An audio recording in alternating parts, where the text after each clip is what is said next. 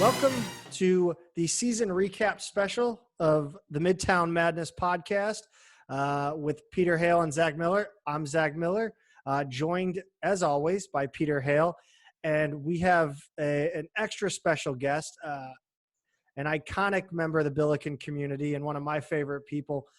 Bob Ramsey, Rammer, is joining us. Rammer, how we doing, man? Good evening. Seems like I've known you since you were a little kid.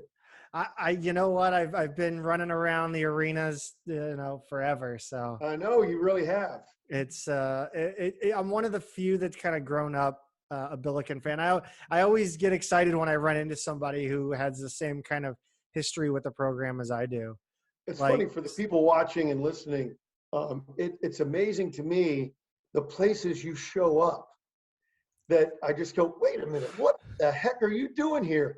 And you go, and then you'll ramble on about some way you got in and what you did, but you're always somewhere, and usually surprisingly. I kind of just act like I belong there, and nobody says anything. So, it's been a hell of a season, hey Bob. It's in many ways, relative to expectation, maybe the most disappointing. Yeah, I've been kind of looking at this season because I'll start it off with this. Thinking back to where we were when the tournament got canceled. And then March, April, May, June, let's say June. What percentage did you even give this season of happening? I was probably more optimistic than most. I thought, okay, science will figure this out, and they did. I was naively positive, and I thought we'd get going. The schedule came out, okay. Maybe we only have a few fans. We'll get it all done, and then, by the time we got to mid-October, you realize that this was a real problem, and I'm sure we'll get into it. Sorry, I got a fly in here. I'm sure we'll get into it, but when people talk about the COVID impact on the Billikens, they shouldn't forget, and if you can find it, go back and look what the Billiken November schedule looked like. Like, go back to September and look when it was released. It was a hell of a schedule. Mm-hmm. Travis and the staff really, that tournament that they lost, the one with Gonzaga and it was as good a non-conference tournament as I'd ever seen, I think. And we were in it. And that sort of was the harbinger. And then you go ahead and lose that month. And I just don't think we ever recovered. There were some individuals that clearly never did, and it affected the group as well. Yeah, that's actually a point that we kind of hit in a couple of recent episodes was coming into the season, looking at our schedule, and then what we ended up with. Before we started it, I kind of did some quick and dirty math, and it looks like we lost about 100 points on our strength of schedule, like a full 100. And that was preseason. I need to look at it again, like once everything's done. But there's no question that our strength of schedule took probably as big a hit as anybody else in the country. And Travis has worked so hard, and they are diligent every year, and they're communicating with the NCAA and communicating with the league and doing all those things like the Mountain West A10 Challenge, and they're really working hard because they know the mid-majors have to do a little more to try and match what the Big Five or 6 or 7, whatever you want to call it, to try and match what they do. And for those who wonder about, the schedule and they didn't get X, Y, Z done, they put the work in. They got it done, and they were cut off at the knees. Right. Yeah. And I think they deserve a lot of credit for, they did lose a lot. And I know there was talk that maybe, they kind of backed out of a lot of stuff, and I don't know if that's true or not, but I don't think so. I don't believe that is true. That's fair. But the schedule they still put together when it was all said and done and we ended the non-conference slate was a pretty damn good schedule. Yeah. Well, under the circumstances, It was very good. The only two games that were kind of hinky was when Evansville clearly didn't want to come play here, and then the that deal in Richmond. And at first, it felt like, wait a minute, what's going on? And then the SLU Medical School, the SLU doctors were proven to be right. For those who don't remember, SLU had gone to Richmond. There was a red flag, and I don't know if it was a trainer or a doc that had looked at Richmond's protocol and said, wait a minute, this isn't right. They backed out. There was some early knee-jerk reaction that SLU was not acting appropriately and were ducking the game. And then within 36 hours, maybe even less than that, they were proven to be correct as Richmond had to go on a COVID pause. So I don't take any joy in Richmond's situation.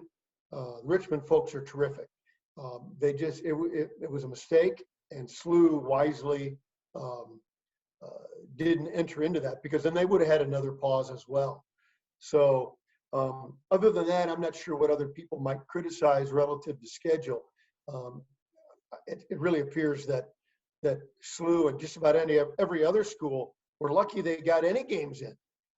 It was a scheduling nightmare all across the country. Yeah, people also forget it wasn't like we had our non-conference schedule and then just had to replace it with another one. It was happening on the fly.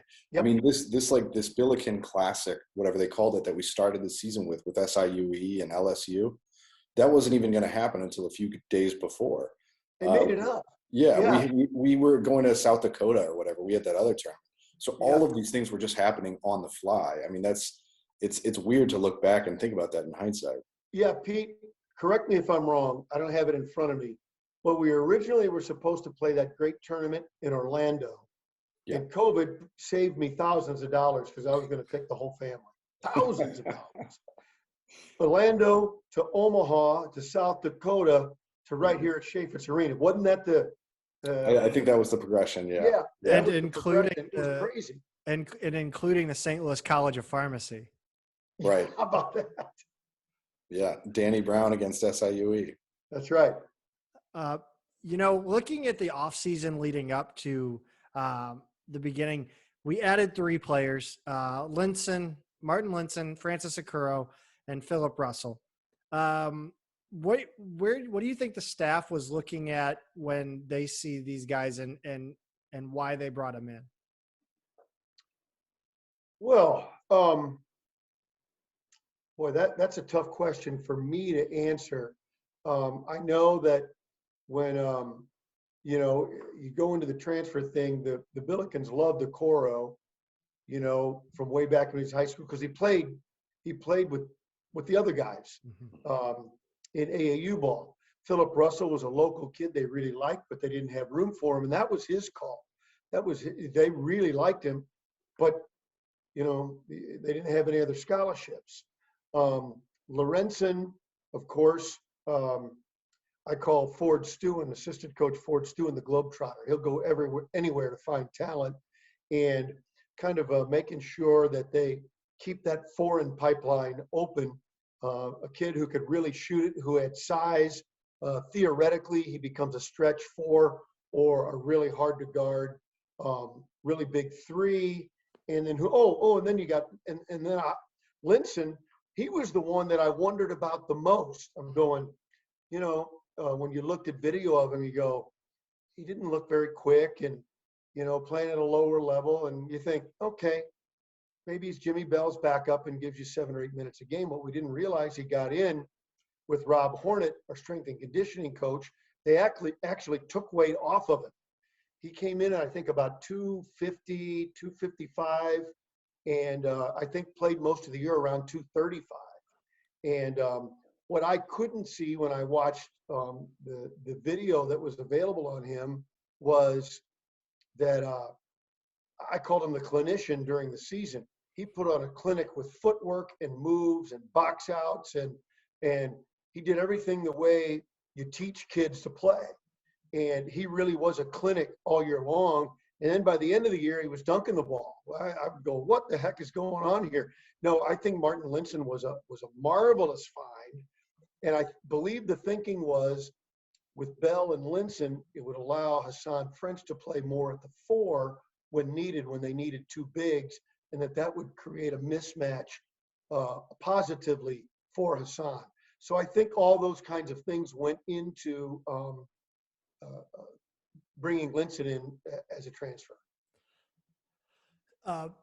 And then we had some staff adjustments too. Tate was promoted to associate head coach. We know, he is a master of the St. Louis scene. But Giacoletti is actually promoted to an assistant coach. I believe he was like a special assistant to the coach, which is that's correct. And what can you clarify what exactly his role became as an assistant coach and his kind of specialty? Well, he became a full-time assistant because Right. one of those jobs came open. And so he was back. Previously, he was, there were some limitations on what he could do versus NCAA rules, but for sure he couldn't recruit. And so he moved into that role, and it made him unfettered as far as all the assistant coach rules go. Ray is a brilliant basketball mind, been a head coach at several big-time stops. And so with he and Tate in particular, you've got 2, in addition to Travis, 2 other accomplished head coaches. People forget Corey Tate did a great job at the JUCO level and won a lot of games as a head coach. So along with his recruiting connections in St. Louis and the Midwest and everywhere really, you brought in a guy who was a terrific head coach, and then you bring in another formerly terrific head coach to recruit, along with Ford Stewart, the aforementioned Globetrotter. So having Ray come in the year previously helped you when you had a sudden opening late in the summer. So there was a lot of talk leading into the season, I believe, well, even during the season, about Hassan French and his bout with COVID. Did you speak with Hassan about that at all? And no, I don't get to talk to anybody. Right. This has been the most frustrating season for me in 40 years of Division I, that you try and do a season, and I didn't get to speak to anybody. A couple times in the parking lot driving by, hey, what's going on? But they, and unfortunately it was appropriate to go talk to a guy, and then if you somehow inadvertently, not even knowing, got him sick or got him tested positive, it would be crushing. Not to the program, to me, because it's the opposite of what you want to do. You're there to help and promote. And so the fact that was a requirement was really extremely frustrating to me. Quite honestly, that's the most fun for me, to be involved with the program. Traveling with the team, knowing the coaches, getting the insight, and hanging around and getting to know the players. That is one of the things that makes the job special and really fun. So to follow up on that a little bit, when you're doing home games, your setup was different for both home and away games this year, right? I mean, how did that work this year? Like, and aside from just getting to know the guys by traveling with the team and everything, I mean, like, how were you physically set up to broadcast home games versus away games this year? At home, and for the folks who don't know, normally we sit courtside, 5 or 6 chairs from midcourt. And then, so this year we were right at midcourt, but we were up at the concourse level. So you were live, you could see everything, but it's not the same as being courtside. It's not. You're removed. You're back away. Why do people pay more for the courtside seats? Because you're right in it. So it was that same effect. Still can see, still a good seat. I'm sorry, I got a fly in here that's on the attack. So you get the good seats, but it's not the same as being courtside. Ask Dr. Chaffetz why he likes to sit where he sits. And then for away, we started out, for those who don't know, all the 4 big giant scoreboards in Chaffetz Arena They're not run off the TV feed, who's ever in the TV truck. They have their own television production area inside Chaffetz that's there permanently. They do an unbelievable job.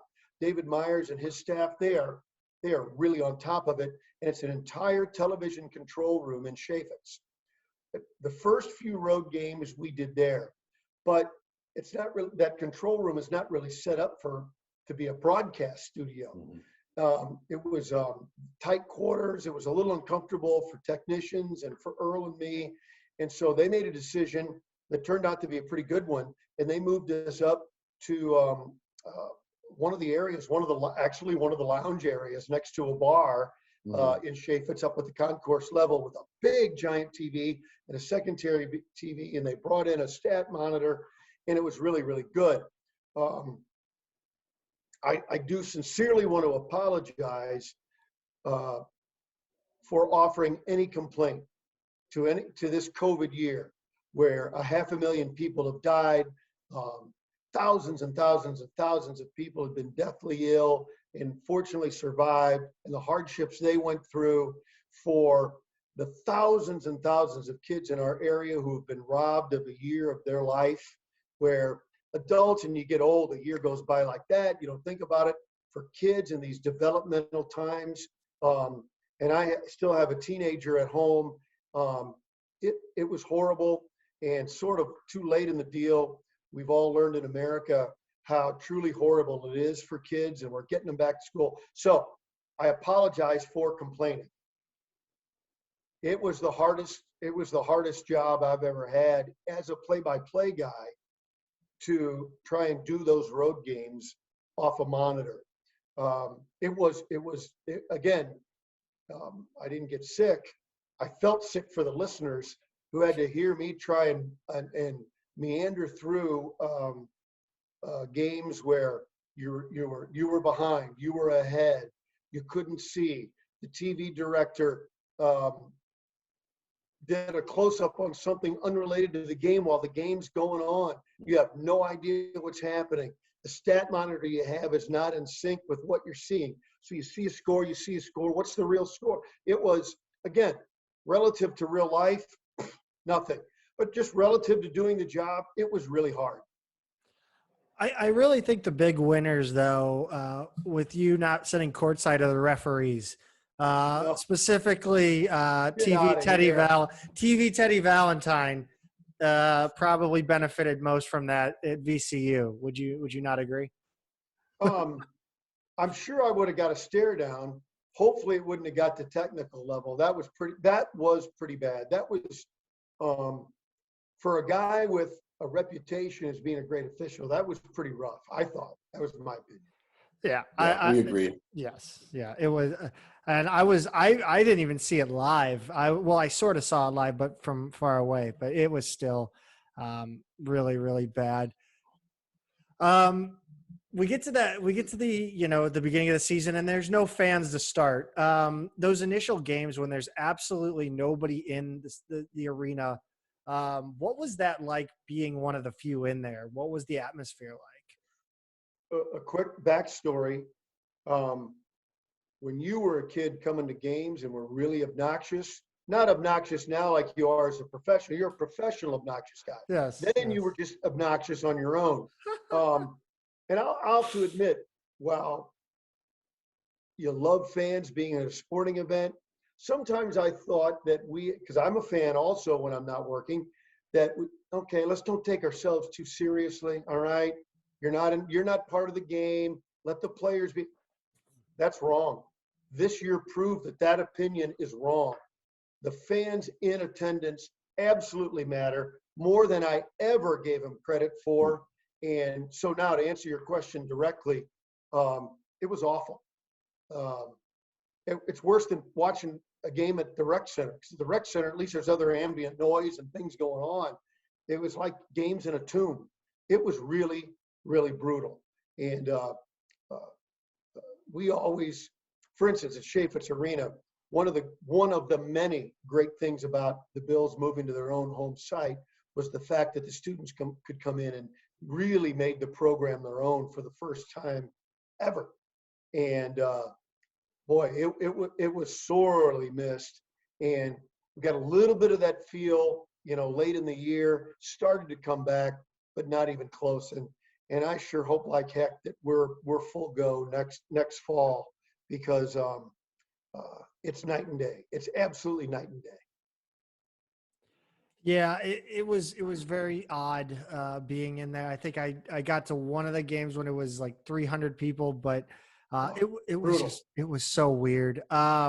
It was kind of, you know what, I go to, and I don't want this to come off as an insult, but like I've been to so many women's games in my lifetime at SLU that it wasn't so different. I guess it was just weird, or like, let's say a preseason men's game. At the end of the year, a lot of those games were kind of the same atmosphere, but a little elevated. Um, Yeah. we lead into the season. You mentioned the Billiken Classic or the Billiken Invitational, SIUE, LSU, and St. Louis College of Pharmacy. Hassan's injured. Can you kind of remind people what exactly happened with Hassan? Because even I don't really have much of a memory of it. I'm trying to remember now. If I recall, it was an ankle, but I honestly can't remember right now. I know he was, when he went down, Earl and I were like, uh-oh. And for those that don't know, Earl Austin Jr., my partner of 30 years. And then you figure that you're playing LSU, which it was kind of a surprise that the Billikens were actually favored. But without Haas, you're going, what the heck? This long, athletic, stud team from a great conference. I mean, you're just shaking your head. And it's one of the reasons that win was so remarkable. And I think I have to wonder if that was forgotten when March came around. It was truly a great win. And that was the offense minus Haas. But that was the offense that I thought we were going to see throughout the year. And they never could really click like that after the COVID pause. Right. Yeah. How many games did he wind up being out, Zach? Do you recall? I think it was 2, wasn't it? Just the first 2? Yeah, SIUE and LSU. I'm looking at Hassan played. He missed 2 games. Okay. Yeah. Right. Am I seeing 40 minutes for him in the Pine Bluff? Yes. Wow. No, he wouldn't have been in that long because that's the game where we hung 100. Oh, sorry. That's the plus minus. That's an outrageous plus minus. he had the third highest plus minus. Goodwin with 43 and Yuri Collins was plus 41. Anyway, no, Hassan played 21 minutes and 47 seconds in that UAP. Yeah, that sounds right. That LSU game, I mean, how surprised were you at the way the Billikens kind of, I felt like they were always going to win that game, honestly. How I felt was, so this is what it's supposed to look like. This is the way you draw it up on paper. Again, minus Haas, but with Linson and Bell, and sometimes playing without bigs. I'm going, okay, Jimerson's back. Javante is doing what he's supposed to do. Yuri Collins dominating. Jay Good being Jay Good. I go, this is the way this is supposed to look. That's right. And it carried over from the SIUE game where I kind of had that same feeling. Like, even though SIUE is not LSU, everyone was getting involved. Everyone was playing well. The offense was really moving. And then you see this game when Perkins goes off for 32. Jimerson is 4 for 9 from 3, which is exactly what you want to see. Jacobs didn't miss a shot. Just everybody's getting involved. And you're right. That's the best way to describe the feeling in that one is this is what it's supposed to look like. It also felt like it was so promising to see how good Perkins was, because when we were playing so well at the end of last season, when we rattled off those 5 games at the end of the year, winning by double digits, beating everybody in the conference, is when Perkins really came into his own. And so he came out firing this season, and it felt like he just picked, right up where he left off. And that it was a great sign of things to come. And you know what's funny about this, and I don't know if you're going to lead to it as you go through the schedule. But I found really interesting, and we saw two things that other teams were trying to do to us with their defense. One, they were going to beat Javante up as much as they could without letting him go to the line and kill him. Some of them failed because they had some games where he just went to the line and buried teams. But Right. he was really roughed up.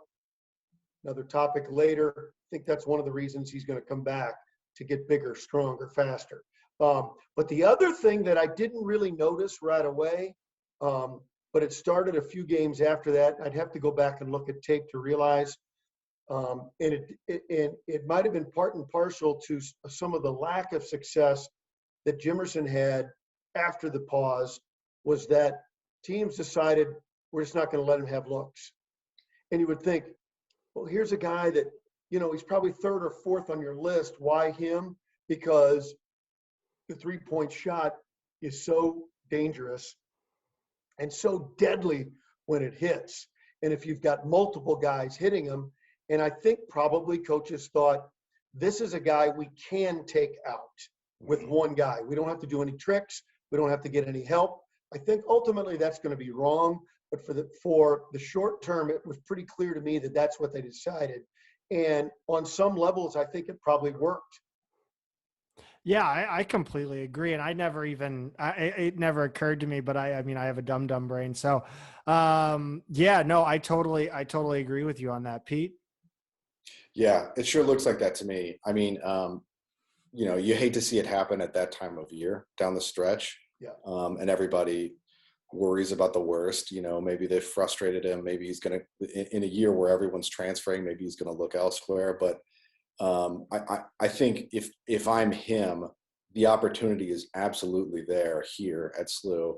And he's just got to work on his game a little bit more. And then we've got to work on how to free him up more. You know what I think, Pete, what I really think is, along with his skills, everybody's got to work to get better physically. No question about it. Sure. Confidence. Shooters have to have confidence. Yeah. And again, this is me from afar, so your opinions are just as valid, because I didn't get to – it felt to me like there was a stretch where he had lost his confidence. And if you can't get looked, he went 3 straight games without a shot. Yeah. Not without a bucket, without a shot. And that's a guy who's – I just think it's some reluctance there and not wanting to take a bad shot. Whereas when you're feeling it, whether they're going in or not, when you're feeling it and you're a shooter, and I only know from reports I wasn't a shooter, but when you're a shooter, you don't care. You guard me here, I'm going to step back and shoot it from further. Come out, I'll go back further. I don't care. I'm a shooter. And he'll get back. They'll get him back to that. Yeah, I think so. The other thing he kind of abandoned that he had working for him early in the season was he's lethal when you are guarding him right out on the perimeter. One big step and a dribble, and he's inside and 15 to 17 feet, and he's right there. And it's just kind of one fluid motion. And he really had that working early season, and kind of you didn't see him go into that later. And that's one of those things where as teams try and take his shot away, he still has that tool in his tool belt. And I think you're right. It's a confidence thing, maybe not going to that as much. Yeah. He's a terrific guy, and he is absolutely a weapon. He's a marvelous shooter. And I think, I think he's one of those guys where the reset button this summer will really, really benefit him. Absolutely. Yeah, I definitely think there was a lot of hesitation. You would see it, he would pump fake, and you could see the wheels turning in his head. Should I take that one step and a dribble in, or wait a minute, no, it's not there. Somebody else take the ball. Yeah, defer to somebody else. And the extra pass is good, but you're out there to shoot. And I know Travis feels that way about it. Yeah, and I think there was a time during the season where a 2-game stretch where his defense was just out of this world. And I wonder, it kind of coincided the defense back downward with his, I guess, shooting issues or lack of playing time. It's funny, Earl and I always talk, and I give him credit, because we always talk about offense off the defense. Usually we're talking about that team-wise. you really lock somebody down, you get the ball, you score, and your offense sort of creates that energy, or your defense creates the energy that'll lead to offense. And you may not be wrong on that. Now, having said all this thing about Gibson Jimerson, he almost shot 40% from 3-point range. So let's don't, he wasn't a bricklayer out there. But I think we see he's a guy that can shoot well over 40%. And I hope he takes high expectations as a compliment, because I think we all believe that he can really be a terrific, and already is, but will be a really terrific player and weapon for the Billions. Yeah, I think a lot of these guys, you just forget that they're young. I mean, you have Yeah. two old guys in Hassan and Goodwin, and you forget that the rest of the team are kind of babies. And remember, Gibson only played a handful of games the year before. Right. So really, this was really his freshman year. How much fun did you have calling that Arkansas Pine Bluff game? Did you have as much fun as I had watching it? Because it was just a blast to sit back and watch the Bills just hammer a team. Well, I'm not a huge fan of blood donor games. This goes on. We could do a whole nother show on what's wrong with NCAA basketball. I think bye games, just the philosophy of bye games is bad for the game. It just puts a bad taste in my mouth. And then you've got programs that have their whole non-conference as bye games. They make their entire budget on that. I don't have anything against them. That's what they need to do. That's what they need to do. Probably the overarching issue is Division I's too big, but the idea of paying an opponent to come play you, it just doesn't sit right with me. It does seem a little I don't like it. Fixy. It seems a little. Yeah. It's a little 1918 Chicago White Sox. On the other hand, when a team has been bought and they come in and beat the team that bought them, that is gold. And you really want to give those guys a hug, because they came in and took your check and took the W and hit the bus and got out of town. So good for them on that. I just think the system, it's one of the many things that I don't think is great.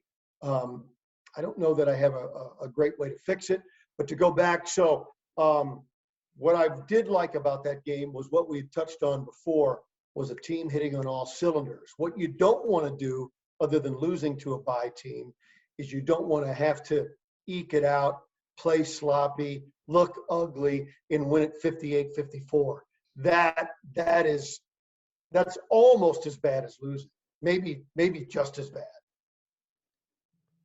Yeah, and it brings to mind that Bethune-Cookman game. I think that was last season, where it was exactly what you described. It was kind of a grinder, and I think we won by 10 in the end, but it didn't even feel like that much. So it was the fun thing about this game for me was there's so many milestones that we hit in this one that we haven't in so long. 100 points for the first time since '95.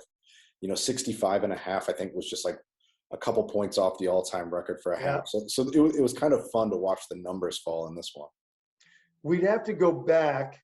Who did we get hang 100 on with Spoon? That was Alcorn State. Alcorn. Yep. That was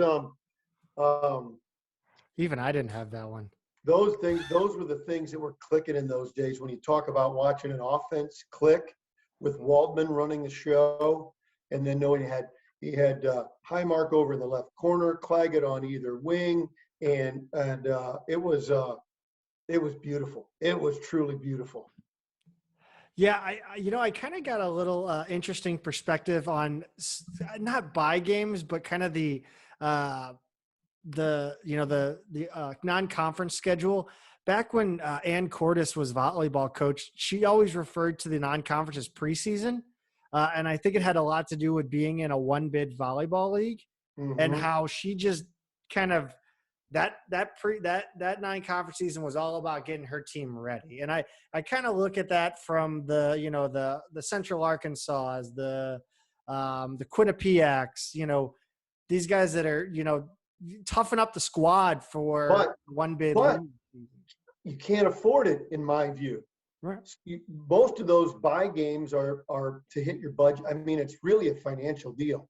Yeah. Your budget is set on how many home games, anticipating the crowd, and so it's not only for the opponent but for the home team. And for every buy game you get, you've got to balance that with a really tough game to get the true value for March. And it really, I think it makes the equation. And I think coaches would tell you, if they're being honest about it, it really that's one more element to that scheduling equation that makes it really tough. Yeah, there's kind of a sweet spot too, though. Like, because somebody like Pine Bluff is going to hurt you for sure in the net, because they're a 300 plus team. You can get closer to 200 with some of these teams where they're not necessarily going to be as big of a drag on your metrics when it comes to March.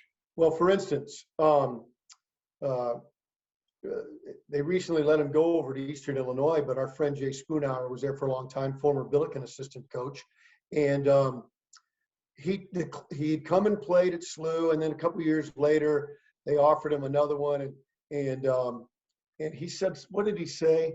I'm more discerning in my ass whoopings now.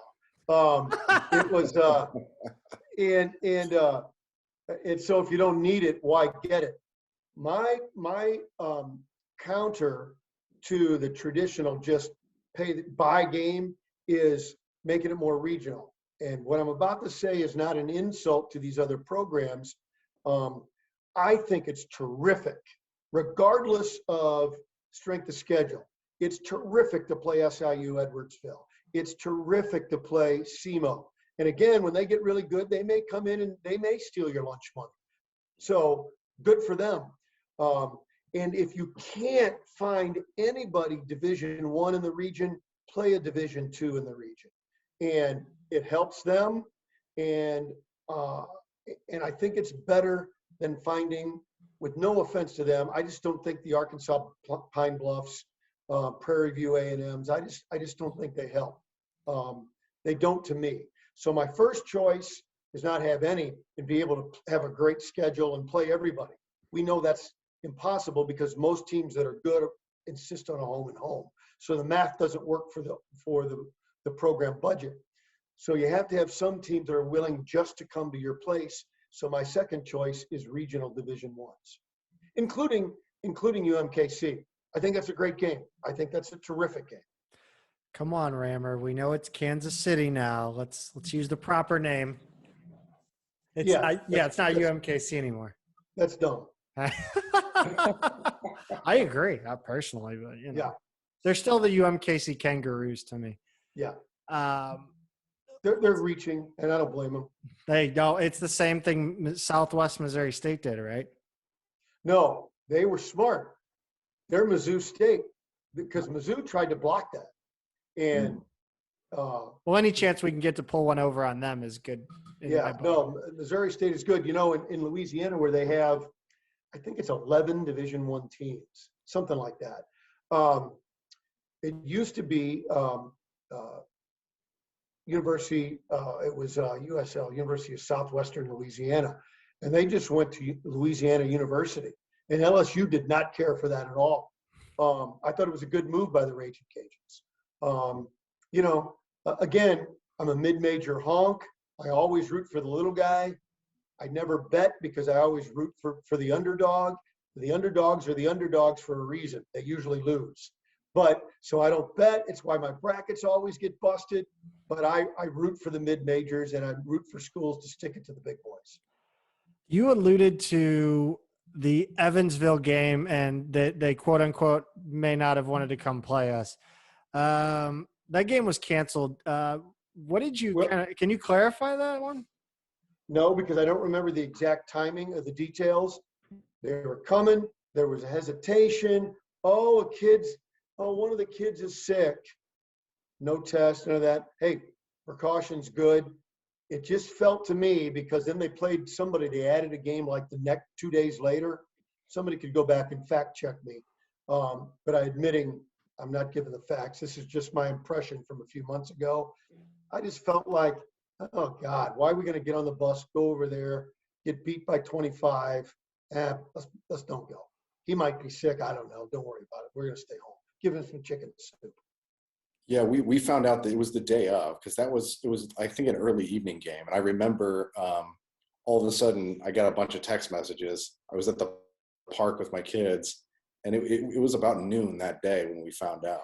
And if I remember offended that. the Purple Aces because they can say, no, Joey tested positive, we couldn't go. Okay, then I will apologize. But no one ever presented that information or any of those facts that I'm aware of. And you would think, just like the SLU Richmond thing, you would want to present that to say, here's what happened, here's why we did it. But it doesn't matter. I mean, that really doesn't matter. So they were supposed to play us on December 12th, and they took a game against SEMO on the 15th. Yes. So now, in the long run, you would love to have picked up a win, but Pete, you know the numbers. I don't know if that would have helped our strength of schedule at all. No, Might not have Evansville. hurt, but it would have been a game. Yeah, they looked all right for a while. They did. actually started out pretty well in the Valley. They won like four of their first five. Yeah. But they hit a tailspin down the stretch. Yeah. They lost, I want to say, like 9 of their last 10. So in the end, it wouldn't have done a whole lot for us. Yeah, and nothing against them. I in fact enjoy. I should have added that in my list of opponents, regional, and then anytime you can get a Valley team to come in, I think it's great because most of fans in St. Louis may be fans of Valley teams, or at the least have some awareness of who the teams are in the Valley and will show interest. So I think that's a good move too. I also like, in a normal year, I like those regional games too, because St. Louis is one of the biggest alumni hubs for a lot of those schools. Yeah. So you're going to get a lot of road fans coming in buying tickets too. So I do think it's good for everybody. Yeah. I think you also get I think anytime you can take it a step further to get any former Conference USA, anybody that has a name recognition with people that followed the program in the 90s, not even the Cincinnatis, maybe like the Tulanes, the Southern Misses, the South Floridas. Anytime you can get that on the schedule, I think that adds a little spark to the deal as well. But that goes into that tricky opponent equation of, okay, people know Tulane, but they're not good. So is the hot dog sales worth the strength of schedule hit? And that makes it really tough. Again, they're not going to be a bye game, so you have to do a home and home. It's really a complicated schedule. It's not easy. But yeah, if you can bring a team like that in, yeah, I'm all for that. It's one of the reasons I love these league challenges. SLU San Diego State, that would have been brutal. Lost out on that one. That would have been brutal going there. I believe that that A10 Mountain West Challenge will happen starting again next year. Who the opponents will be and all that stuff, I have no idea. But I think that's a really good one. Yeah. Let me, Indiana State, you mentioned that one. They ended up 4th in the Missouri Valley, and that was a win that was, I'm looking at the score. It was, give me a minute. If I recall, it was kind of ugly game. 78-59. So that's a – you know what? That wasn't the score I was thinking of. We played pretty well. They did some things. I'm trying to remember defensively. They might have shown us some zones that we hadn't seen. There was something about that along with the score and getting a win and getting the strength of schedule bump at the end, because they did play pretty well in the Valley. They did something a little bit different that Travis had mentioned that was good for us to see. I want to say it was a couple of different zone looks. Pete might remember. I think that's right, and it took us a while to kind of solve that too, because if I remember, it was pretty close for a while, and we only went into halftime up 7. Yeah. So I don't have the whole game flow in front of me, but I think you're right. We did see a couple defensive looks that we hadn't seen yet. Yeah, I just it's one of those good games. It's a middle to high Valley team, and it's good experience. We added the And you know NC. what? Oh, Another sorry. one, I'm sorry, I apologize to interrupt, but when you get old, if you don't say it right then, it's lost. I'm just telling you. That Um, happens with me Pete, now. in that original schedule that we referenced, were we supposed to play you and I? Or maybe they were in one of the tournaments we were in? Yeah, they were in one of the tournaments. Yeah, so because there was going to be an early, smaller tournament and then that big one in Orlando. Right. I recall that somebody could fact check me on that, but then take a look. Their main guy gets hurt and they end up having a terrible year. And so in the end, that would have kicked your butt in the strength of schedule. So Okay. you can work and work and work and plan, and some things you just don't know. And nobody expected Drake to be good, much less great. What if you would have had them on there and people would have said, ugh, Drake, hate the Drake. And then, but instead, they turned out to be great. So the teams that did schedule them got a bump. It was even in a loss. See, when they're that good, if you lose to a great team, it doesn't kill you as much. I want to stop, like not stop, but talk about the kind of the fluid scheduling because we saw NC State got added. That was kind of weird because they traveled light. But you saw the team go to Twitter to look for a game. Did you ever get any insight as to how that all went down, or how they worked with other teams and how Travis was pretty transparent about that because prior to that, they'd gone about 48 hours old school working the phones, right? And then they finally, and I forgot, it might have been Michael Wilson, our operations guy, basketball ops. Could be wrong about that. Somebody had that. Let's just go on Twitter and see if we can get a bite. And they did. I thought it was very resourceful. Ended up getting the game. Now, State didn't end up being as good as we'd hoped they'd be. I hoped they were going to be middle of the pack of the ACC. They ended up in the bottom third, I believe. Still, it was a good game. If you can get a Power 5 game, I don't care if it's Vanderbilt, I don't care if it's Northwestern, you take that game. And it was really good for us. Yeah, it was a nice win too. You can't say, we beat them at full strength or anything like that because they did only travel 9 guys. But yeah, and it's not just anytime you can get them on the schedule, but anytime you can get a win over one of those teams, it matters. I felt a little bad for Jericho Helms from NC State having a homecoming game that nobody could really go to. But but other than that, yeah. And they beat Colorado State tonight. Helms had a pretty good game, I think. So he's still playing. Yeah, that's for sure. Yeah.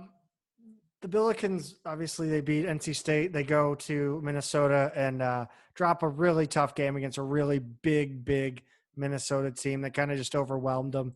But I'm curious because, you talked in the outset about the difficulties you had calling road games, this being the first road game. What was the first big hiccup you found in calling the game remotely? Well, the first emotional thing was, man, this sucks. But then it was trying to figure out where the camera angles were going to be. Actually, if I recall, the feed from Minnesota was pretty good. And when it was done, we go, okay, this isn't great, but we're going to make it work because we used the raw. It was one of those early games. I think it was Minnesota. The raw feed is different from the feed you get watching the game on television. And it was a wide shot, which is what you want so I can follow the players and see what's going on. Whereas even when the ball's moving up and down the court, the over-the-air TV is going to be tighter and you can't always see who's in the corner and, who's trailing the play and all those sorts of things, how the defense is setting up. So my recollection is that it was pretty good. But it clearly deteriorated after that. But if I recall, I wanted to tip my cap to the folks in Minnesota for doing it well. How did it affect? Did it affect at all the chemistry between you and Earl, and kind of your rhythm? I don't think. I think the only thing that might have sounded like it did was sometimes we were lost. There were games where our screen went blank while the game was being played. We'd have a secondary monitor where they weren't synced up, as I said earlier, and you didn't know what's real time. What am I looking at? And so if I stop and he stops and one of us starts, so it might have sounded like that our chemistry was messed up, but it was really just us trying to react to what we had on in front of us. And by the way, all the kind of chemistry that's on the air is all because of Earl. Earl took that upon himself from the very first day, that he wanted our on-air chemistry to sound seamless. So if ever there's anybody talking over the other one, it's my mistake. I'm telling you, that's the way it works. He is perfect. He's also one of the nicest guys of all time. Oh, without question. Yeah, love Earl. Absolutely. My mom has a huge crush on Earl Austin Jr. I will not tell that to his beautiful wife, Judy. I will alert her that he's taken. Yeah. No, she thinks he's so sweet. I'll tell you this, he is definitely crushable. Yes.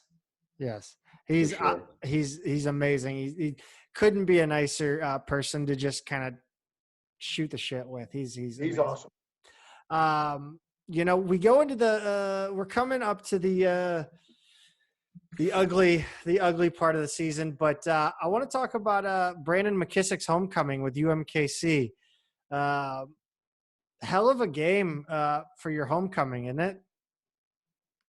Yeah, I think so. Tell me particularly what you're asking. I'd have to go back.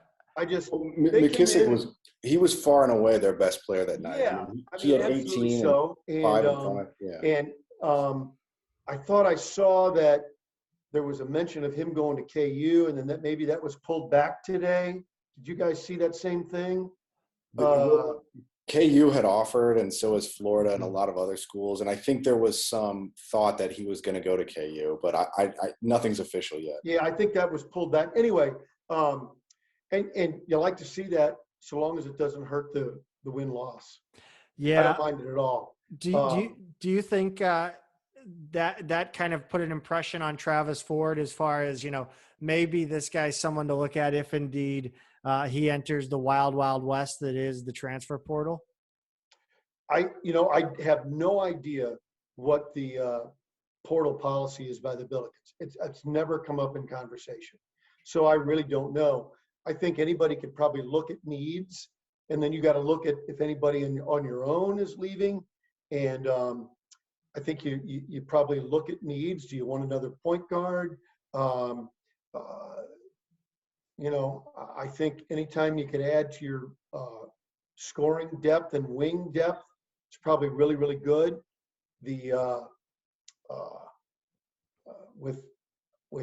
With Perkins coming back another year, I kind of think that sort of 2-3 man is probably in pretty good shape. Don't forget, Terrence Hargrove Jr. led the team in 3-point shooting. People kind of don't think about that. We almost seem surprised. Well, he took 33 shots. He shot 42%. The guy can shoot. Yeah. So do you go, would a guy transfer? Would a guy look at your roster and transfer and go, am I behind Jimerson and Perkins and Hargrove and maybe Strickland if he's here, I only say that because here's another guy looking for minutes. You've got a lot of guys there. Do you want another big, maybe a more of a true power forward or a stretch four? I wonder if a veteran point guard to play behind Yuri, kind of like in our year when we won the last time we won the league, when Javon Bess was a senior. So I think there are those kinds of things, but I have not spoken to the staff about it. It would be foolish for me to sort of suggest what their strategy is on all that. But it is the Wild Wild West. By the time it's said and done, there'll probably be over 1,000 kids this year in the transfer portal.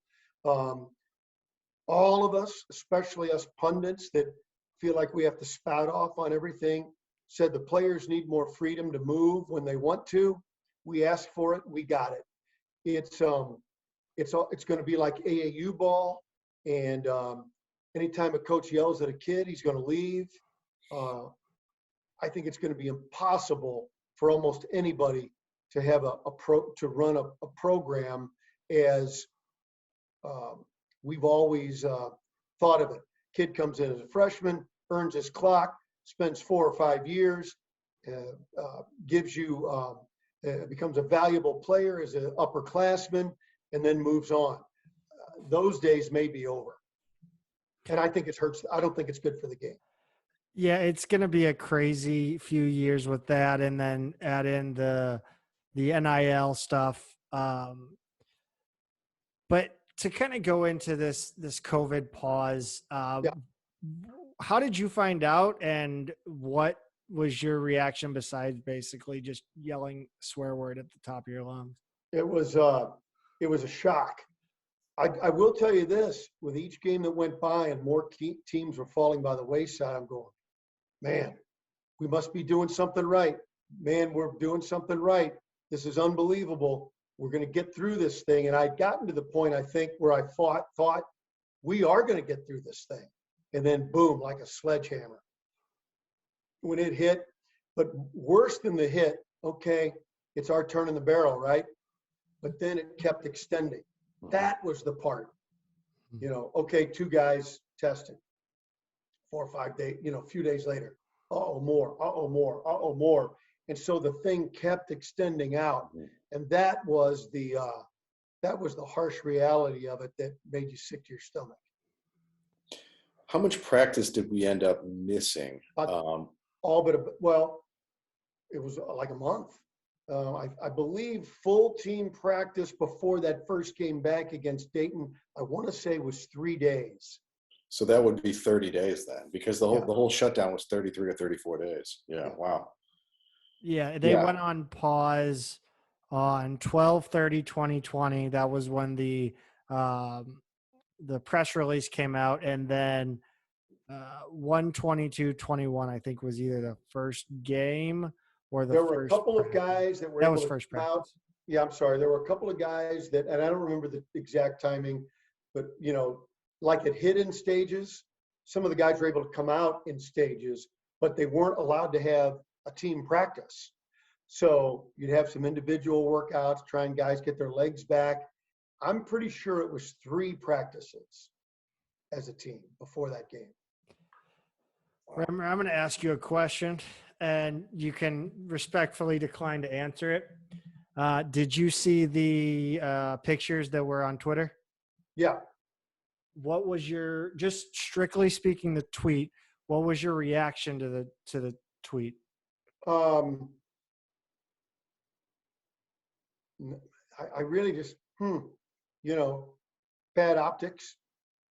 But without knowing the facts and timing, I felt bad for Travis that he had to go through the whole explanation, which seemed very plausible. The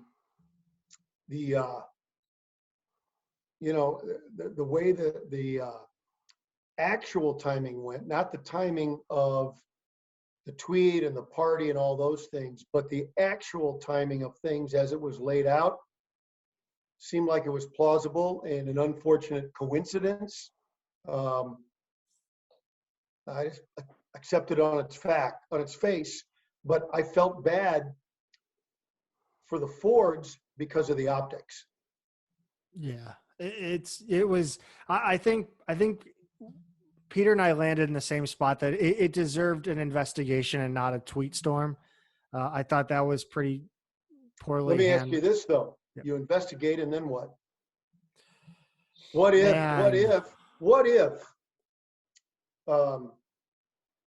my kid had been out at a party and came by school and said hi to the guys he knew? What, are you going to fire me?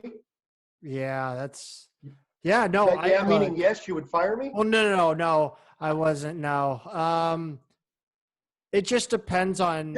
For instance, my daughter does work study with the athletic department. Right. What if she'd come home? What if I had been working at the Lake of the Ozarks? For those who don't know, free plug, Ballparks National at the Lake of the Ozarks. youth baseball and softball. What if I'd been here? The lake, not completely true, but the lake has a reputation of being a little more wide open.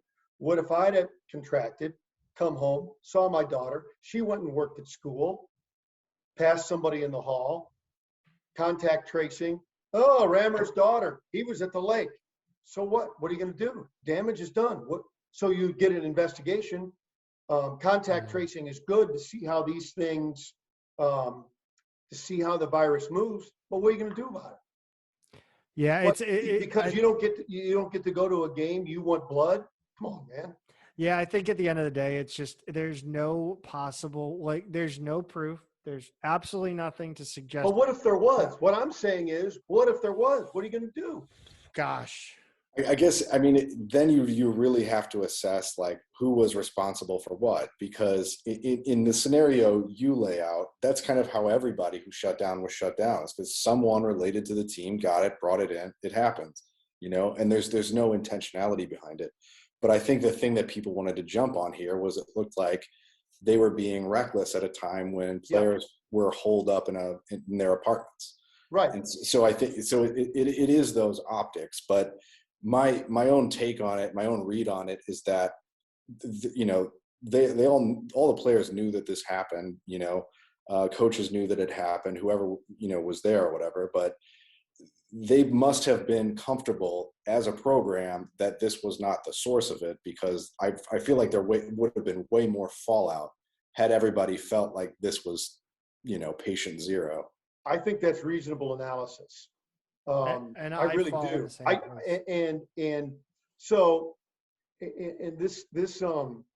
this virus is so insidious that to track it down and try and figure it out, it may not even be doable, even in the moment.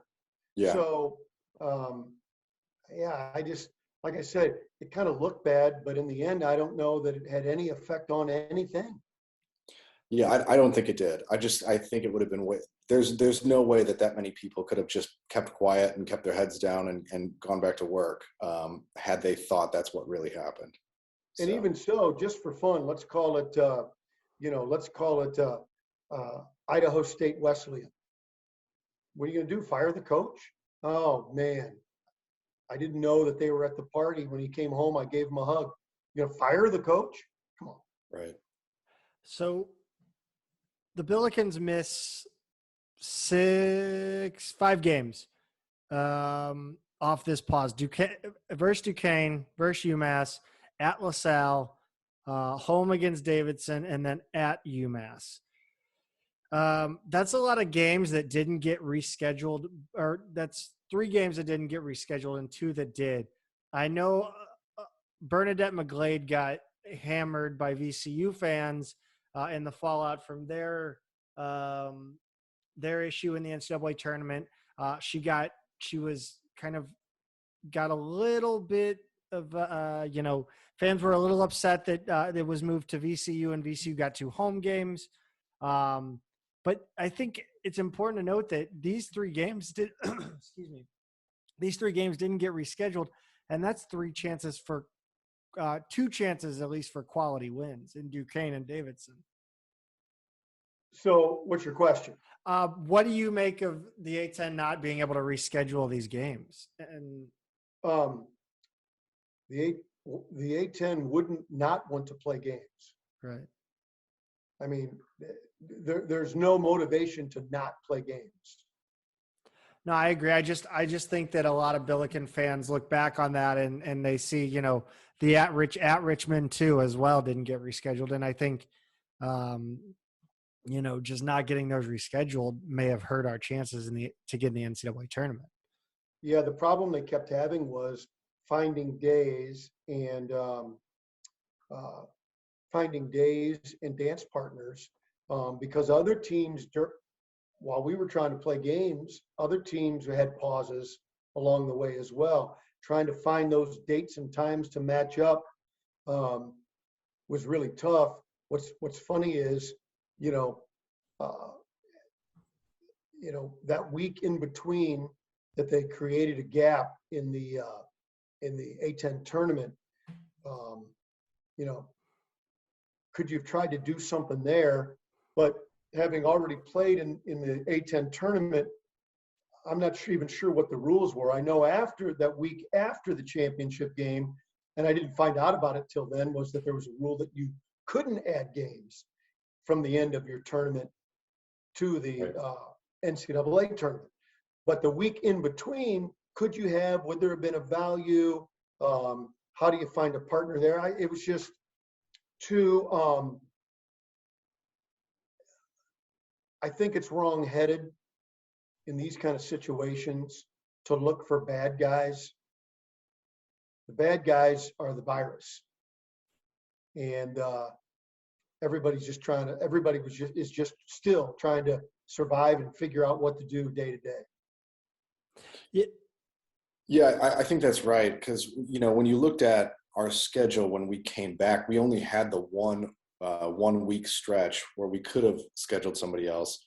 And the only other team that was off for a full week there was George Washington, who was on pause, and then who was the next game we were supposed to play and didn't end up playing.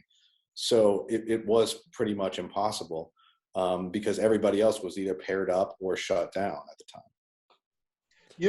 And I don't know that there was anyone in a like situation specific enough to call somebody like Boise State or to call somebody like, I don't know, Tennessee, Chattanooga. Hey, come on, let's have a game. The odds of trying to put something together like that, I think, are probably insurmountable even to make the effort. I also wonder, too, given how we looked against Dayton and LaSalle, knowing that the team hadn't been practicing that much, a lot of them had been sick, getting back up to speed. I'm not sure that the coaches looked at a gap in the schedule and thought, I'd rather have a game than some time for these guys to feel better. From brief conversations with Travis, they were aware of the mounting problems on the schedule. They knew it, and they were working hard, and they were very frustrated that they couldn't get it done because so much of it was out of their hands. You're not supposed to get upset about things you can't control, yet they were really frustrated and upset that they couldn't get anything done because they really were desperate for it. And is there a worse game to come back to off a COVID pause than hosting Dayton? Well, they certainly have our number. I used to like to think that they're a great rival. I don't think they look at us as a rival. They always win. They probably look at VCU as their rival. Yeah, I know VCU looks at them as a rival. Yeah, so we've got a little work to do to get back to rivalry status. Back when we first got back into the Atlantic 10 and we had all those overtime games, it seemed like every other game was overtime. That was a rivalry. But since the end of the last couple of years of the Cruz era, it's been a struggle. It's been a real struggle. They've dominated. We got to be honest. Yeah, I think what was so unexpected about this season in particular was how well we played them last season when they were the best they've ever been. It was down to the wire both times. Yep. So it's not last season I wouldn't have said they had our number. They were 29-2 and they barely beat us twice. Yep. This year we have to play them off a COVID pause and didn't look very good. And then the second game was just, they just sucker punched us. So it sure feels like that right now, but it didn't before. I don't know. It's funny. You put those close games in where I know this for a fact. The last March, the Billikens were itching to get Dayton in the conference tournament. Oh yeah. They knew they could beat them. Oh yeah. I was at their last practice before everything shut down. They were heartbroken. This was a bunch. Now, I'm sure there were a number of teams in the league that felt the same way, but not a lot of them had a 5-game winning streak going. And they wanted Dayton. And so in the context of last season, I agree with you. But when you take the picture of the last 6 or 8 years, 7 years, and you go, oh, you played them close twice. And then how'd you lose? Well, a guy kind of missed a screen and let a guy get open. And and we didn't defend that last 5 seconds very well. It was almost like, geez, no matter what we do, they got our number. So when you take those last year's 2 games and put in the context of this rough stretch, it sort of fits.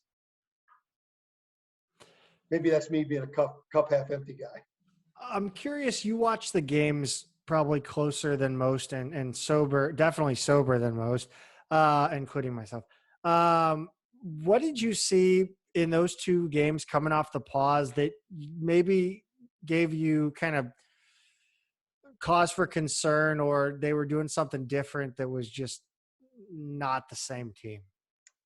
This is not retrospective. This is in the moment. We looked sluggish generally. In ball movement and defense, we looked sluggish. We looked like we hadn't played in a month. Now, maybe could that be because I knew we didn't play for a month? Could it be the power of suggestion? Maybe, but that's how I felt at the time. Yeah, I think that's right. It looked like that from a distance too. Yeah, it was it was frustrating, I think, to see, and especially that LaSalle game. I mean, the Dayton game you can kind of excuse, but losing to LaSalle is just not something you're expecting out of a team that is going to make the NCAA tournament. No, and that one was a frustrating game. Those are the games where you could see where there wasn't dominance in rebounding, and some of the help defense wasn't there.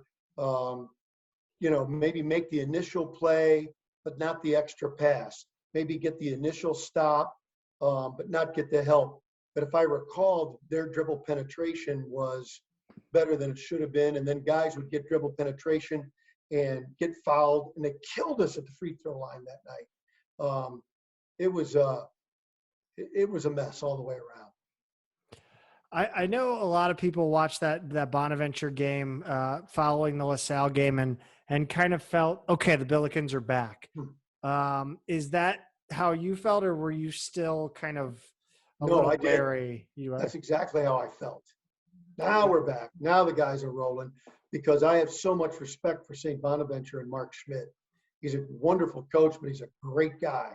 The good folks up in Olean. And while I can't say it's a pleasure going there because you can't get there from here, once you're there, the people are really cool. And now we stay at one of the casinos there, which is awesome. Very cool. But I have great respect for that club. And so beating them was a big deal. And it did feel like we were back. Yeah, I think that's right. I mean, it wasn't our best game. I think Goodwin didn't have his greatest game. Yuri was decent. French did. I don't think he scored. Yeah, he did not score in that game. So it was one of those games where we still weren't, team wide as sharp as we could have been. But the thing that really stood out to me in this one, and honestly, the next 3 games after it too, that whole 4-game win streak, is our defense was just awesome. It was right there, and that's what made me feel like, yeah, we're back. Yeah, I agree. So because Pete, to go with that, that's a great point. But we couldn't. That was one of the things that sort of fell off as we kept moving forward. Don't you think? Yeah, but not until that next Dayton game. That's right. Those 4 games, we held Bonaventure to 59, and then then you go out and hold Rhode Island, who's not bad, to 60. Fordham, I know they're Fordham, but 40 points is quite an achievement. And then we go out and beat LaSalle 78-57. So that's 4 games in a row where teams are averaging in the low to mid 50s against us. I agree with you, and that's why I felt so good about the team in that stretch. I felt like, okay, we're back. Yeah. Hallmark of Billiken basketball had been, since Javon Bess was leading the way, had been defense. We're going to guard you. We may not score much, but we're going to guard you. And that's when adding Perkins and Jimerson, you thought, here is the consistent offense you needed to go with the lockdown defense. And that's why in that 4-game stretch, it felt like, okay, here we go. Yeah, it was again. That was when you saw Jimerson really step up his defense and be, moving Yeah. his feet really well and bodying up on his man. And but then you roll into this Dayton game and there's no sugarcoating. It's a 23-point loss, no show. Nobody scores in double figures, and the Billikens really weren't in it.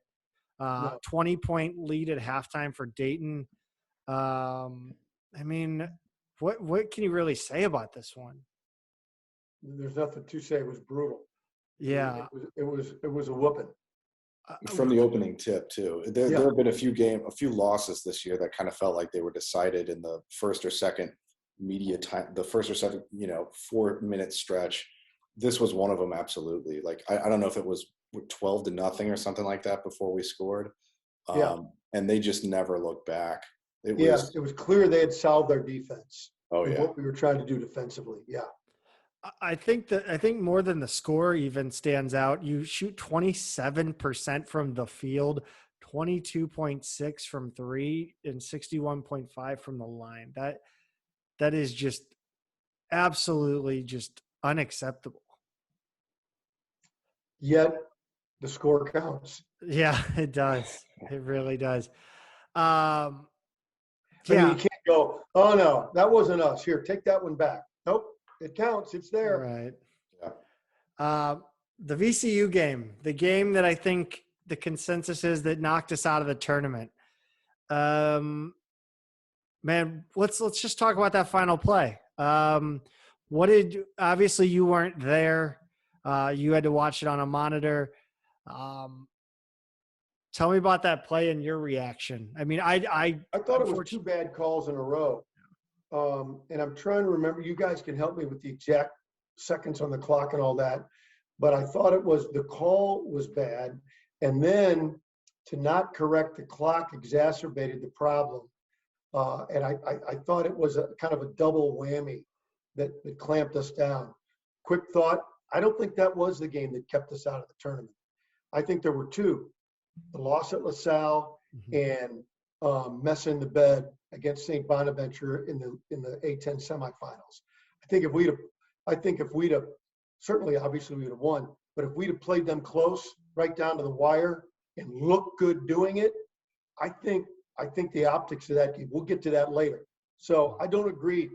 Losing at VCU, man, oh boy, they stink. They lost at VCU. Ask all those teams, 20 times, 16 times a year that go in there, how they feel about that. It's tough, and they're tough. Right. And I think maybe that's kind of the tint I'm looking at it with is that it's such a big jump from losing to winning at VCU that you get a bigger bump than it was to drop down, if that makes sense. Am I making sense, Pete? It's more of a missed opportunity than a loss that kills you. It's right. We didn't have that win to hang our hats on. No, that's true. If we had that win to kind of say, here's a really nice road win in a place where not many people win, that makes us look different. I actually think when I look at our schedule, if you flip any one of these losses, any one of our 7 losses, really can change the narrative in a pretty major way. You flip. Agreed. Either one of the Dayton games would have been huge. You flip the LaSalle one, you get a really bad road loss off there. If you flip the Minnesota one, well, then now you have a win on a Big Ten floor. So I think any single one of those would have been huge.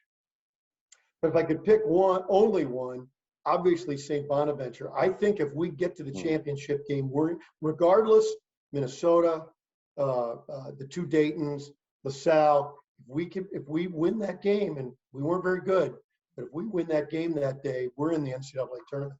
Yeah, I agree with all the other problems. That's right. Yeah. But you tip your cap to St. Bonaventure. They were good. We finished the season off with wins against Richmond and UMass. What do you think do you think there's, besides the COVID pause and the conditioning, do you think there's anything that changed in the game planning and the utilization of the players that kind of led to this kind of free fall, for lack of a better word? Nothing that comes to mind. Are you talking player rotations? Yeah, I'm talking. I think had Mark Strickland not gotten sick, he might have gotten some looks. When Jimerson wasn't playing well, they tried different looks. I got the feeling that Travis, when things weren't going well, he tried to find the combinations to click. Yeah, I guess what I'm seeing is it just didn't feel like we were dominating on the boards anymore. And I mean, I guess that very well could be conditioning, but I didn't know if, there was a change in strategy where Goodwin was placed or Hassan was placed that made them less available to get the rebounds.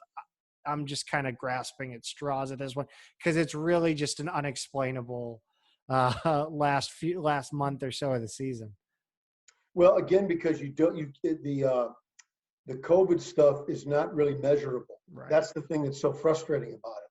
The numbers you can measure, but I think we could, and I hate to go through names because you don't want to pick on anybody because you don't know if it's true, but there were some guys that were pretty good that, well, we can name names. They're big boys. I thought Yuri Collins might have been the best point guard in the country before the COVID pause. His assist turnover ratio was like 5-1, pretty close to that. And he was dominating / orchestrating games. And I thought from him maybe being the very best in the country to being really, really good. But when you go from 5-1 to 2-1 in your assist turnover, 2-1 is is your goal, right? For a point guard, that's your goal. They've got the ball in their hands every play, and you got a guy who's got a 2-1 assist turnover ratio. You've got something. But it was different.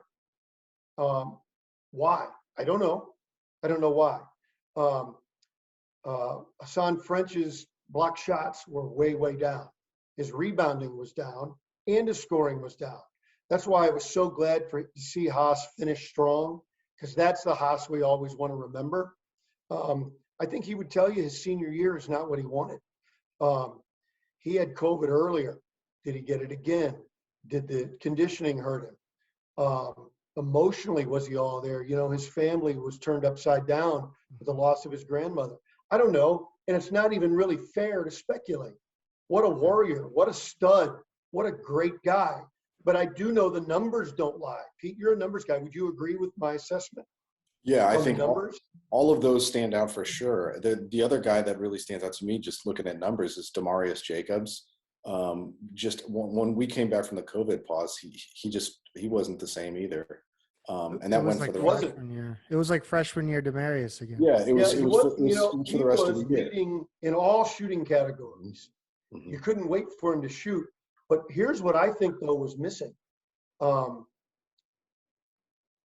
Going to the basket when somebody would jump out on it. And how do you explain it? I think I think it's reasonable and proper to assume any of that. You have to assume COVID first. And then if you find anything else behind that, okay, let's talk about it. But to take out of your accounting COVID first, I think is not appropriate. Yeah, I would agree with that. There's still a lot we don't know about this virus and the long-term effects of it too. So I really look at this season, I'm willing to give everyone the benefit of the doubt this year for sure. And Javante's three-point shooting went down. He still shot a toasty 37%, and we saw him be great. I mean, he is so good. I love Perkins. He is so good. But his shooting went down a little bit too. Mm-hmm. Was it residual from, he was beat on this year. Defenses really worked him over physically. So did that take its toll over the course of the season? Combine that with the COVID pause? I don't know. I think it's reasonable to assume that. And I also think, as I said, we'd circle back to this. I think that was clear. That's clearly why he knows to be a professional. He's got to be stronger and be able to take that physical abuse. Mm-hmm. Were you surprised that he decided to stay? Because I mean, I kind of had it pegged that he would, not to toot my own horn. But yeah, you were surprised that he was going to stay. Yeah, because I had a couple of scouts tell me last year that he was the one pro or the one NBA player or the one player they had on the team that this scout thought could be an NBA player, that he had the skill set for it. So when he decided to come back, because there's no doubt he could leave and go make money somewhere. Mm-hmm. There's no question. I mean, it absolutely, and make good money. There are professional leagues in almost every country in the world, and you can make money.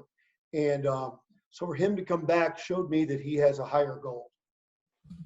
Yeah, I also felt that he may have felt robbed of his senior year and development he could have even had. I mean, who knows how he develops in the off season had it been a full off season this year. So, maybe. I mean, yeah.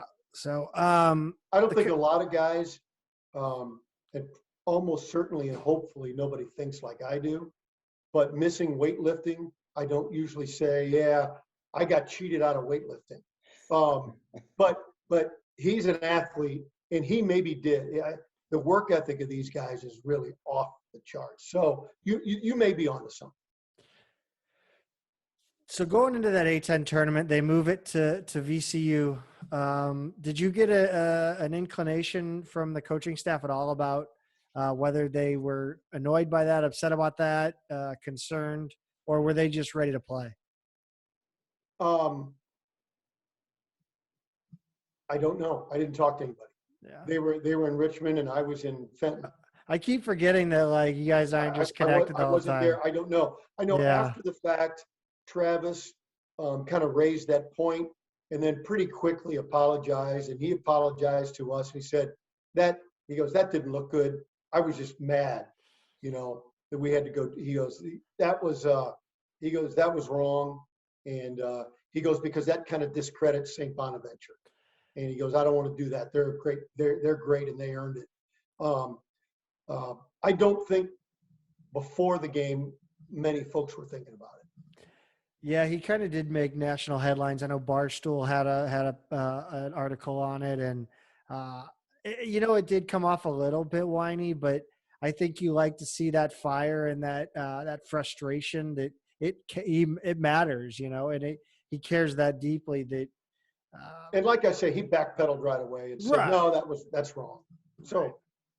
You like the passion behind it, not necessarily the sense. Yeah. Oh, of course. Oh, yeah. His competitiveness is off the charts, and his willingness to win and do and work ethic, all those things. Yeah, that all comes from passion. They finished the A-10 tournament with, you said that the egg they laid against Bonaventure. When I'm not being recorded, I use a different euphemism, and it has to do with making a mess in the bed. It was bad. Yeah. It was really bad. And I think that ultimately cost him. I think I knew it was over when Hassan got blocked 5 times in the first minute. I mean, Shunahi was just not going to be denied in that game. And Mark Schmidt, just a game prep clinic, don't you think? Well, it's easy. Yeah, that came out wrong. It's not. They had a good game plan and followed it. And the Billikens just didn't react to the block shots. They kept trying to get around it instead of going to it. That is an easy overstatement to how to work with shot blockers, because most of his block shots didn't come from the guy he was guarding, came from help defense. And sometimes it's hard to do. And then you see him coming at the last minute. It's kind of human nature. See this giant fly swatter coming. However, you've got to want to try and go up strong and dunk it or go into his chest. Again, that's a too easy overstatement explanation, and I don't want to discredit Oshuniyi, who was dominant. Oh, sorry, Pete. Go ahead. No, I was just going to say, yeah, it was just frustrating to watch. I mean, Yep. because it was also, we did not play disciplined in the way we did against UMass. Haas he'd get the ball in down low and have Mitchell right on him and somebody coming to help, and he would pass out of that, and we had open shooters against UMass. Against Bonaventure, that wasn't happening. He was trying to do too much. Everybody was trying to do too much. And it was just like watching us do the same thing over and over and over and not make any adjustments. Played completely into their pace. Yep. It was a frustrating game. Yeah, I think you're right about that. And I think the Billikens will all agree with you too. I think that if they had it to do over, they would do it over and differently. There's no question in my mind. After the loss, after actually around Selection Sunday, Pete and I talked about on the pod how much more fun the week leading up to Selection Sunday was watching the bubble. Were you continuously watching these bubble games and what was important, and were you kind of enjoying it, or was it kind of just early in the week for championship week? I didn't really think of it because the St. Bonaventure loss was so ugly and so distasteful. I thought it was the nail in the coffin then. But then as things by Thursday, Friday started to go, really? What? That happened too? And then when Lenardi kind of jumped on and a couple of others, I'm going, whoa. And then sure enough, it's tough sometimes being a Billiken fan. Sure enough, your hopes got right there, then they pulled you back down. But like the Godfather. Those circumstances, had those dominoes kept falling, it would have almost been a miracle. Almost like the miracle the Billikens got with help to get the double bye in the A-10 tournament. I think I said the same. Yeah. So for that to happen 2 weeks in a row or 2 out of 3 weeks, it would have been a miracle. It would have been like Leicester City winning the Premier League. Yeah, it was the Oregon State and Georgetown ones. Although even if, given what we know now, we were third to miss the tournament. So even if Oregon State and Georgetown hadn't won, in that case, we may have just been the first team out. So, I'm not sure what you're taking everybody's belt and shoelaces at that point. Well, I'm not sure what could have happened.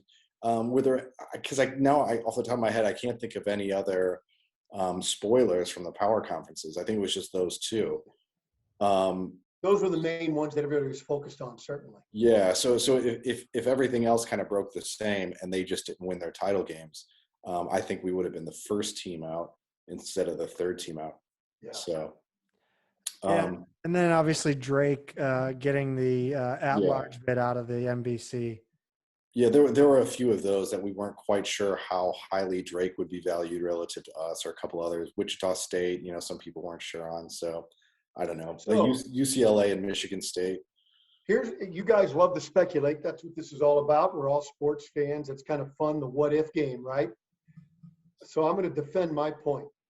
What if you lose on Saturday to St. Bonaventure on a last-second shot, 80-79, in a great game?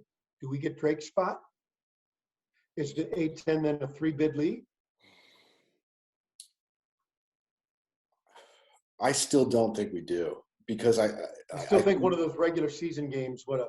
Yeah, I think so. I mean, the only thing that's because I'm trying to think, like the metrics, we were already stronger in the net than all those other teams around us that ended up getting in at the end. That's why I think it was optics. Yeah, yeah, that's a good point, but it still doesn't change our win-loss record compared to Drake's. It is. They still had paper, and somebody wrote it down. Yeah, they still had like 24 wins or something like that to point at, and we had 10 fewer. So yeah, I don't know. I'm not sure it would have been enough. I mean, I don't disagree that the optics would have been certainly different. You could tell a little bit different narrative, but I don't think it's enough. Your point, I think, is well taken about the difference in the win totals. But Travis was told, and this some people might have thought was whiny, but I thought it was a great point he made after Selection Sunday. He had inquired and was told specifically by the NCAA that the COVID issues would not be a factor. So to say that had the Billikens played their 30 games, that they wouldn't have had as many wins goes against that. And so why?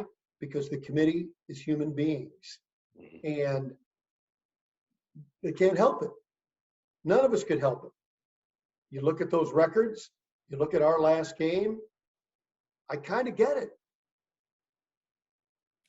Yeah, I agree. I think it was definitely the optics of Drake winning that many games and not losing that many games, and whether or not they played a schedule equal to ours is kind of irrelevant. Apparently in the committee's mind. So, and I think it's still funny that everybody's talking about the net when obviously it no longer matters because. What a bogus number, right? It's based on the way it was not used yes. in this year's selections. And the other thing I would say about Drake, I don't want to have mid-major on mid-major crime. I want to take one of the mediocre records out of the Big Five. I call it the Big Seven really in basketball, not like football because of the Big East and the American. Those are really legit conferences, and I think most of the time they get the respect in basketball circles with those Big Five, and I think the A-10 and the Valley and the Mountain Western and the West Coast are just behind them. So really, I think, to me, there's the Big Seven, and then the real group of mid-majors is 4 more conferences, and then to me, it's low major after that. That's just for what it's worth and probably not worth anything. That's kind of how I segment. Yeah, I think that's how it plays out, especially like this season. Everybody behind the Big East got 2 bids. Those next 5 conferences that you just mentioned, they all got 2. So it does seem like there's a very distinct second tier there. Yeah. And that even though you might say, well, the Ohio Valley's got Belmont and they're Murray State and they're stronger than the WAC or the MEAC or something like that. Functionally, those are all 1 bid conferences. Yeah. And it would take I guess you could have 2 teams just have miracle seasons at once, but how often does that really happen? So yeah, I tend to agree with that. What's funny is, and you'd look it up, this number, Pete. I looked it up once, but as usual, I don't remember. The A-10 has been a 1 bid league only once in something like the last 27 years or something like that. They've been a multiple bid league every year but 1. So one of these nights when you're bored, check me on that. I will. I know he will. If it's not exactly right, it's pretty close. You know what? The NIT game was kind of a bummer. I didn't think the Billikens played terribly, minus the 3-point shooting. That was not great. But I want you to rank the highlight reel dunks in that game. You had Javonte Perkins just hammering one, Danny Brown at St. Joe's style.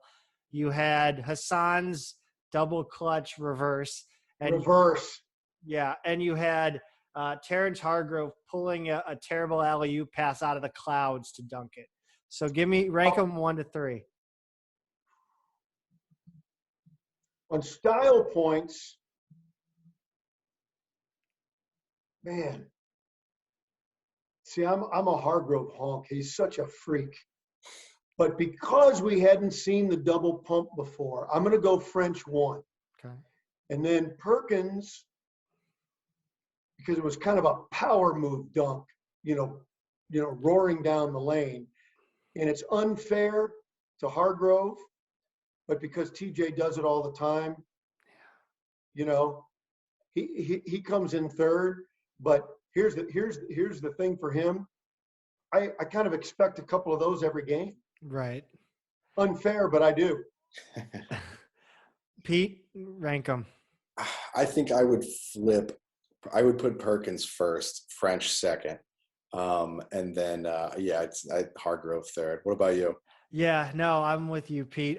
See, my thing is in person, that dunk was so vicious that I literally pushed the person next to me. Like I was like, it was and one mixtape. Like, get out of the way. Like I was the guy on the bench holding everybody back. It played way better live than it did Yes. on replay. To defend your guy's point, the defense wasn't out there for French, but they were defending theoretically when Perkins came roaring down the lane. So yeah, that's kind of supports your point. It was so impressive too to see him get around his man, because I don't know how often we see that in college basketball, let alone Billiken basketball. Like we don't really In see. what way? What do you mean? We don't really see a guard in a half court set get around a man, beat his man off the dribble, and dunk it. I can't remember. I don't remember many times in a half court set that ever happening. Pete, can you? I mean, I know it has, but it feels unexpected because, you know, he's coming from a full stop. He created something out of nothing. He did it in traffic. There's, you know, you knew when on the other ones, we had a 2-on-0, we had a 2-on-1 lob. So you knew they were going to do something in those situations. But when Perkins did that, the surprise is one of the best aspects of it. Because normally he gets inside the perimeter there and he's going to stop and pop from 17 feet. And that might have been why he got around his man. His man was waiting for him to pull up for a smooth 15-footer. Right. But no, it was an amazing dunk. Those three were like well worth the loss in my opinion. I mean, the loss sucked, but I thought the three dunks were fantastic. Well, that kind of ends the season. You know, Rammer, I just kind of want a final reflection on the season as a whole, what this team went through, and you know, kind of what you think this is going to look like next year for the Billikens. You know, I think I got to put this because of expectations, and I thought they were very realistic expectations. This was a very, very disappointing season, and what's weird about it is, in my view, there's no one to blame, and maybe that's why it's most disappointing. There was nothing anybody could do about it. The second most disappointing season was Anthony Bonner's sophomore year, when the Billikens had recruited. This is ancient history for many of you youngsters. Had recruited, had accepted Craig Upchurch, and he was going to be the fourth member. You know, most good teams need three. He was going to be the fourth guy to go with Gray, Douglas, Bonner, and it was going to be Upchurch. The administration decided that even though he was academically eligible, that he, for whatever reason, he wasn't cut out to be a university student, and he ends up going and being an all-time great player at the University of Houston. And the Billikens emotionally, that happened in July. They emotionally never recovered from that whole year. And that leading directly to that. That was a major, major disappointment. And then we saw, you know, the next 2 years, they recovered. We saw that they were really pretty good, but they never recovered from the emotional part of not having Upchurch, and the physical part of having another great player that could play all five positions. And so that had been number one and sticking in my craw for 34 years, but this one passes it up. And on this one, there's no one to blame. Looking ahead, I'm anxious to see. It's clear the Billikens are going to the transfer portal, and what they do and how they do it and how it fits. But I know that with having your leading scorer back and a guy who can create his own shots in Javonte Perkins, and having a great point guard, you're way ahead of the game. Yeah, I'm looking forward to next season, and hopefully we're back to full capacity, Chaffetz, because it was a brutal season. I actually wrote off being able to see the Billikens in person. So every game that I got to see was just honestly icing on the cake, and right. honestly, I would have enjoyed NCAA tournament appearance and, going far in that. But I think to put it in perspective, it was good to have the Billikens back on the court. What do you think, Pete? Yeah, I mean, I think both of you guys are right on all of those points. It was a frustrating season. It was the worst season to come into with that high of expectations. When so many national pundits, in addition to all the people who follow this team, like the three of us and all of the local fans and media, knowing that they were good, we had a lot of other people, national basketball writers, saying that we were kind of that dark horse team from outside the power conferences that could really go on a deep run in March. And that was the narrative all along until our COVID shutdown, basically. It was so, in a season with so many external factors, with so many unknowns, with so many things that we couldn't have done anything about, the schedule, the virus, the way that conference tournament was shuffled around, all of these different things. I wish it was any other year that coming into it, we had that high of expectations. So we could have played out a full season in front of a home crowd and just had a normal year, had this roster, this set of expectations in an otherwise normal year. So, in the end, everybody had to deal with a lot of the same external circumstances. So there were still games where, we had a chance to win and put ourselves in position to be in the tournament. So that's disappointing. So there's no way around how disappointing that was. But yeah, all is not lost. We do look good for the long term. And Yeah. just hope for a strong bounce back next year. What's the funny about the point you brought up, in sports, it's become up to the point of being trite. Everybody that wins, whether it's an individual or team, it invariably says, no one thought we could do this. Everybody thought the Billikens could do it. Everybody. Right. And it was the one year that you didn't have to have a chip on your shoulder, and then COVID bites us. It just crazy. One last thing before we let you go, and I can't thank you enough for doing this. It's amazing to have you on. Reflect a little bit on Goodwin and French and their position in Billiken history, and how you think they'll be remembered. Well, they're going to be remembered as two of the all-time greats. They'll go down. This will be an era where it's going to be the Goodwin French era. In my time, Bonner Gray Douglas, Claggett Highmark, Lish Liddell, Rick's bunch. So all these little eras that have some success kind of have, Larry, you kind of have these little touchstones that you can go to. This is French Goodwin. And while they were young when they got into the NCAA tournament with Javon Bess, this has been their era, an era of going from the depths prior to them showing up, and I mean it was deep depths, to bringing the program back to a national level, to where, as we mentioned a few moments ago, everybody in the country not only was aware of them, but respected them and had expectations of them. That's quite a run in only 4 years, to go from being as bad as you can be in the nation to being respected as a mid-major by everybody that covers the game. That's quite an accomplishment. Favorite Goodwin moment? Oh gosh, I don't know.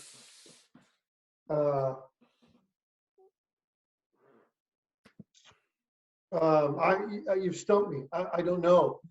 There's so many good ones. Good ones for Goodwin. I'm trying to think of any one in particular. Earl could probably rattle off a half a dozen right away. I'm still taken aback. Do you remember that run he made when he came back from suspension before he went on suspension at the end of his freshman year? He was scoring like 25 points a game. And Pete, you'll be able to go find those numbers right away, but it was like, oh my God, this guy's Larry Hughes. And so I think within that run, it became really eye-opening to the greatness of the player we had. Is there a great moment? I'm sure you can probably come up with some. I can't think of one off the top of my head. For a guy that scored, 1,500 points, to pick out one basket, that's going to be pretty hard for me. Is there something you'll remember French by specifically? Just the French rejections, the block shots, his ability to quick jump and his quick feet. And we had so much fun. Earl coined it. I think he coined it last year. Maybe it was the year before. But and it's really normal to do it. You get the big out on a pick and roll, and you get you're a guard, a lightning quick guard with the ball, and you got the big in the switch. Your eyes light up. You get the mismatch you want. I'm going to take him to the hole. And either he shuts you down or he blocks it. And finally, Earl at one point said, "That's Hassan French. Read a paper." And maybe it was the read a paper moment that sticks because it personified what he could do. The strength of a true 5-man and the feet of a guard. To me, that's Hassan French. Yeah, you know what? I love that because that is one of the most amazing parts of Hassan French's game is his ability to guard anyone on the perimeter, regardless of who. I mean, I don't care if it's Fats Russell or Bones Highland. The guy can, or Marcus Carr for crying out loud up in Minnesota. He can guard anyone. So yeah, I totally think you're spot on there. Rammer, this was awesome. Thank you again so much for coming on. And I always have a ton of fun talking to you, whether it's in person or on the podcast. So I miss listening to you on the radio. Actually, I wish some games weren't on TV every now and then. So I had to go back to the well to the radio. One of our sponsors, syncmygame.com, and it'll sync up TV and radio. Syncmygame.com, and I don't even get a dime for that. All right, well, go check out. Pete, I talk to Zach all the time. Like I said, no matter where I go, he pops out and scares me. But it's great talking to you, Pete. Thank you for having me on the show. Yeah, you too, Bob. It's good to see you. Zach's been haunting me too since I was younger, and he was a little kid running around the gym. So I know the feeling. No, and now here I am hosting a show with him. One of the coolest things. Bob had me on the pregame show. Do you remember that? I do. That was one of the coolest things I've ever done. So I think that was the bug that bit me to get to do the podcast eventually. So thank you for that. I have to apologize to Pete for that. Yeah, no, apologize to all of Billiken fans. Everybody that has to listen to this show. They listen. Surprisingly, I don't know who actually cares what I have to say. I think they listen for Pete, honestly. I'm just the chucklehead. I'm the chucklehead on the show. I just say stupid stuff. Well, I understand because that's me and Earl. I'm you. Pete is Earl. That's right. Oh my God! If they're the brains, we're the heart. Yes. If I can only aspire to that, I think so. Same. Yeah. So anyway, we'll let you go. Thank you so much again. Thanks, fellas. Anytime. We'll see you. See you. Thanks, Bob.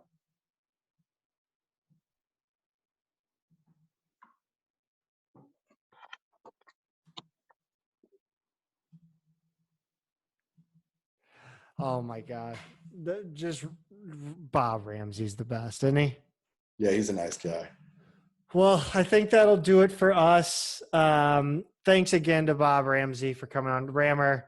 And thanks to Earl too for putting, for risking I mean, both of them for going to the arena and doing the announcing and putting, their health kind of at risk and doing a great job while they were at it. Unbelievable. I only had a chance to listen to them like once this year, and you would not have known that they had all the difficult circumstances that they had to deal with to put it on. So they do a great job.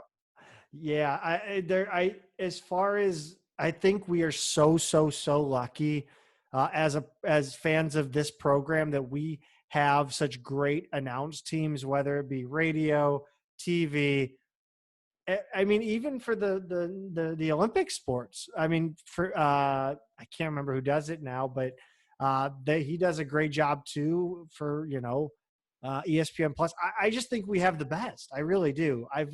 I'm a connoisseur of ESPN Plus broadcasts, and we have far and away some of the best. Yeah, we're lucky, to be a program that isn't like a big time, a power conference football program or something that just has unlimited resources. To have what we have, yeah, no doubt. Well, don't forget to follow us on social media at Midtown Mad Pod, at Peter is a tweeter, and at Zach Miller MMP. Thank you guys again for listening, and we'll be back soon. We're gonna do we'll probably do some shorter Sunday or Monday episodes, just kind of giving updates on soccer and yeah, and we'll see you guys later. Thanks for listening. Go Bills.